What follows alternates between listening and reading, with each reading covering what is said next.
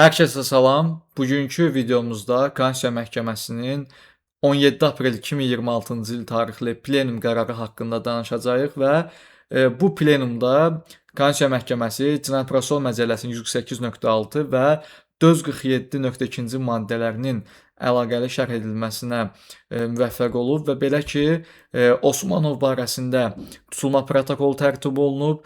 Daha sonra müstəntiq həmin şəxs barəsində həbs qəti imkan tədbirinin tətbiq edilməsi üçün vəsatət qaldırıb və vəsatət müvafiq olaraq prokurorluq tərəfindən təqdimatla Osmanov məhkəməyə təqdim olunub və məhkəmə Osmanov barəsində həbs qəti imkan tədbirinin seçilməsi haqqında müvafiq qərar çıxarıb. Bundan sonra Osmanovun müvəkkili Osmanov müdafiəçisi apellyasiya məhkəməsinə şikayət edərək bildirmişdir ki, Osmanov barəsində çıxarılmış həbs qəti imkan tədbiri qanunsuzdur. Belə ki, onun barəsində tutulduğu andan 48 saat keçənə qədər ya həbs qəti imkan tədbiri tətbiq olunmalıdır, ya da Osmanov azadlığa buraxılmalı idi. Lakin 48 saat müddətində Osmanov məhkəməyə təqdim olunub və məhkəmə də özü 48 saat keçdikdən sonra həmin iclası keçirib və beləliklə müdafiəçinin mövqeyinə əsasən Konstitusiyanın 28-ci maddəsi azadlıq hüququ Osmanov barəsində pozulmuşdur.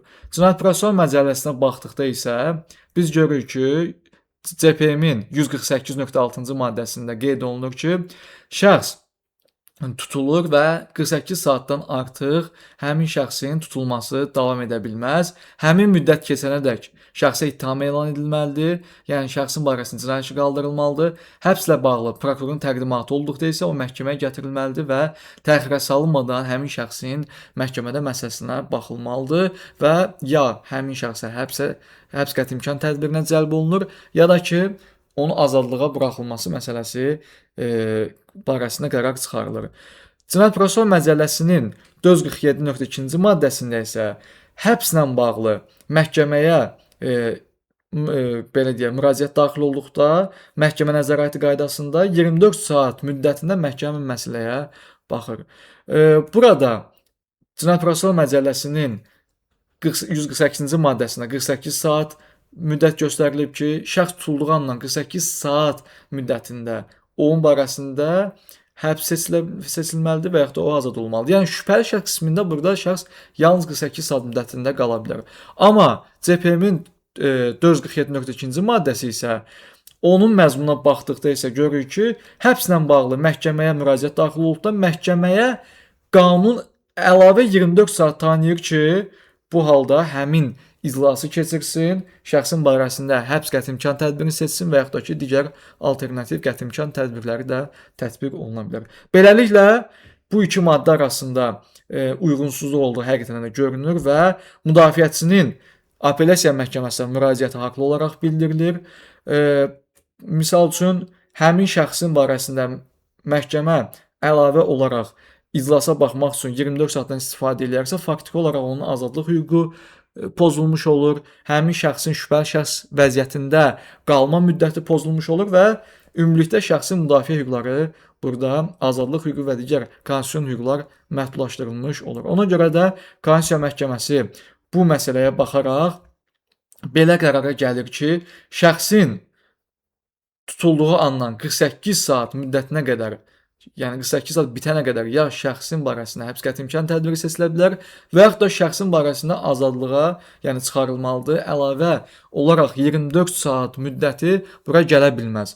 Və həmin CPM-in 447-ci maddəsinin 2-ci bəndində olan 24 saat müddəti məhz şəxsin barəsində olan 148.6-cı maddədə olan 48 saatın müddətlə ehtiva olunur. Yəni əlavə 24 saatın hesablanması burada qəbul edilməzdir. Və ikinci bənddə isə Konstitusiya Məhkəməsi o nəticəyə gəlir ki, 48 saat müddət çərçivəsində ağlabatan vaxt bölgüsü olmalıdır. Yəni Milli Məclis gələcəkdə Cinayət Prosessual Məcəlləsinin 148.6-cı maddəsinə müvafiq dəyişikliyi edə bilər ki, 48 saat müddətin, misal üçün 42 saatı istintaq orqanlarına verilsin, 6 saatı məhkəmə orqanlarına verilsin və yaxud da ki, bu ağlabatan vaxt bölgüsü başqa cürdə həyata keçirilə bilər. Və Konstitusiya Məhkəməsi plenumda qeyd eləyir ki, Qazaxıstanda tutulan müddəti 72 saatdır. Məhz bu saatın 8 saatı isə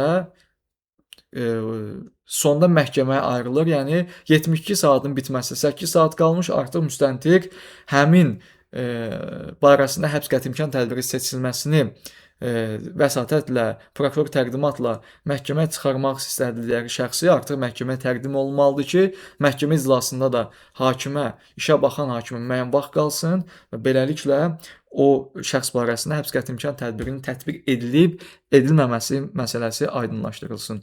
Belə bir qənaətə gəlirik ki, müdafiəçinin qaldırdığı burada apellyasiya məhkəməsinə verdiyi şikayət haqlıdır və Konstitusiya Məhkəməsi o mövqedə qalır ki, şəxsin barəsində olan 48 saat müddət pozula bilməz. Onun azadlıq hüququ, müdafiə hüququ və konstitusiya hüquqları bu halda məhdudlaşdırıla bilməz.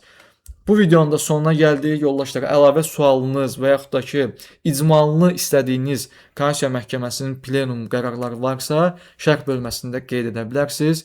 Hələlik özünüzə yaxşı baxın.